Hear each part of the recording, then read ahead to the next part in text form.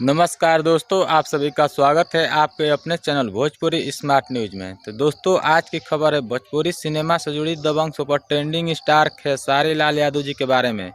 तो दोस्तों, आपको बताना चाहूँगा कि खेसारी लाल का आज जी म्यूजिक भोजपुरी यूट्यूब चैनल पे सुबह 6 बजे कमाल का वीडियो रिलीज किया गया है। तो दोस्तों, आप लोग जाइए, वीडियो को देखिए और आनंद लीजिए। तो दोस्तों, आपको बता दूँ कि इस वीडियो को आप लोगों को कंटिन्यू लगातार मेहनत करना है, देखना है और शेयर करना है। ये गाना ट्रेंडिंग में भी जा सकता है आप लोगों के मेहनत से। तो दोस्तों, आपको बता दूं कि इस वीडियो के गाने का नाम है तिवई राउर राह देखतानी।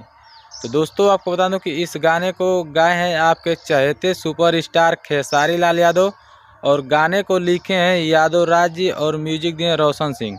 तो कमाल का वीडियो, आप लोग ज़रूर जाइए। सुबह में 6 बजे रिलीज़ किया गया है जी म्यूजिक भोजपुरी यूट्यूब चैनल पे। तो दोस्तों, अगर आप लोग देख चुके हैं तो इस कमेंट सेक्शन में अपनी राय ज़रूर दें कि आप लोगों को वीडियो कैसा लगा है। तो दोस्तों, अगर अपडेट पसंद आई तो इस वीडियो को लाइक करिए, अपने दोस्तों में शेयर करिए। तो दोस्तों, फिलहाल के लिए इतना ही, मिलेंगे कोई और वीडियो में। तब तक के लिए देखते रहिए भोजपुरी स्मार्ट न्यूज़। जय हिंद, जय भोजपुरी।